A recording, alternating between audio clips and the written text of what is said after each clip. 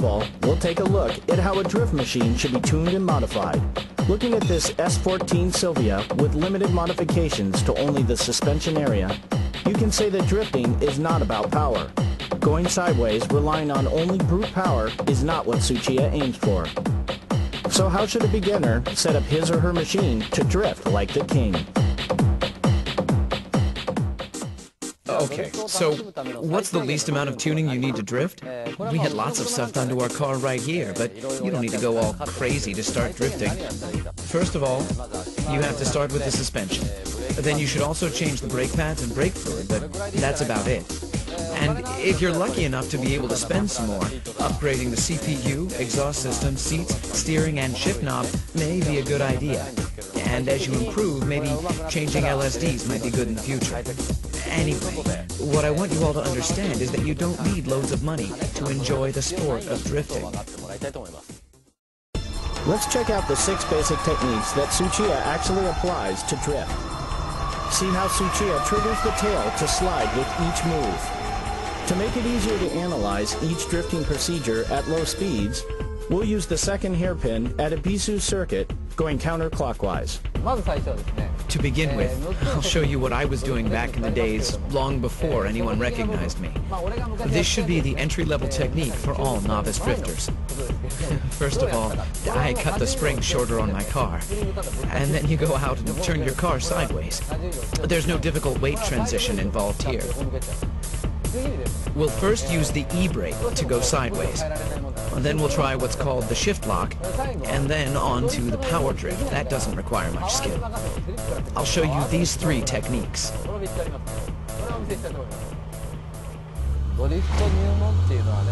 This one's for all beginners. Everyone goes through this stage. I started off doing this too. This drifting relies all on the e-brake. Straightaway, brake, toe, and e-brake. Right there. Just like this. Well, it all starts from something like this. Don't worry about how you exit the corner. Just try to pull the e-brake at the corner entrance and concentrate on making the car go sideways. You brake and then turn the wheel, step on the clutch, and pull the e-brake. Release the e-brake, go into counter steer mode, then wait. Wait until you know that the car is facing the corner exit direction. Then you gently start stepping on the gas. How hard you should step on the gas pedal should depend on how much you're sliding and counter steering. All of this should get you to exit the corner in one piece.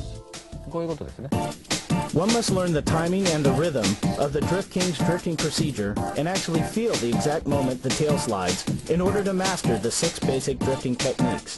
The length of the tail slide depends on the steering angle, plus how long and how strong the e-brake is being pulled. All maneuvers must be done smoothly and timely, and to do that, having the right driving position becomes crucial.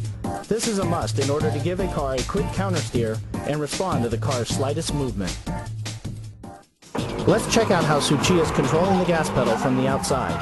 You can see he's controlling the drift without opening the gas all the way.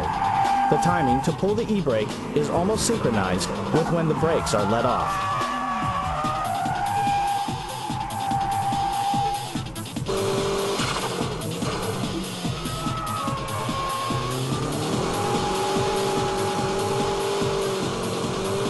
The second technique is the shift lock.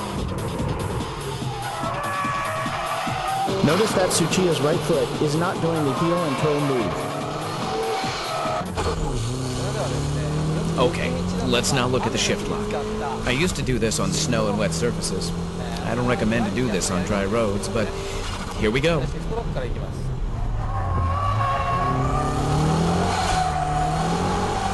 Just like that. Kick the gas all the way in 3rd gear. Brake, steer, then boom. You let the clutch go without using heel and toe. The rear will suddenly lock. Then you slide, counter steer from here. Rest is the same as a side brake drift. The corner entry procedure is the same as the side brake drift. The important point here is when to release the clutch. Tsuchiya lets off the clutch just as he eases off the brake and steers in. His braking only lasts for 2 seconds. It's like brake, brake, gas. The tail slide occurs right as he steers into the corner. This is how the car starts drifting from the corner entrance.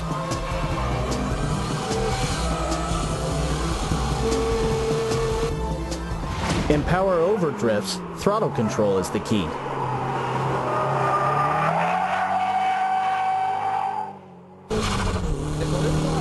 I used to do this when I couldn't drift yet.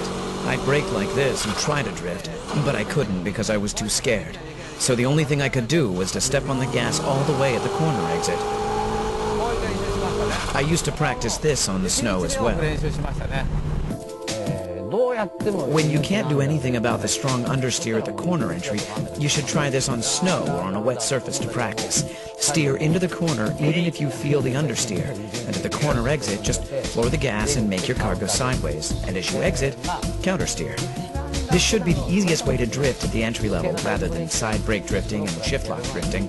You should practice this on a slippery surface, and remember not to step on the gas until you reach the corner exit point. Because if you give too much gas before this clipping point, you'll end up understeering. In this case, the corner entry is the same as before, gradually opening up the gas until the clipping point. Then Tsuchiya loosens up the gas for a moment, and then he kicks in the gas pedal to get the tail sliding. Power over drifting needs strong front tire grip. This is the reason why Tsuchiya loosens the gas to make the weight shift to the front. By this time, you've mastered the entry-level drifting. And if you're in control of the car's weight transition, you can pull your e-brake lightly.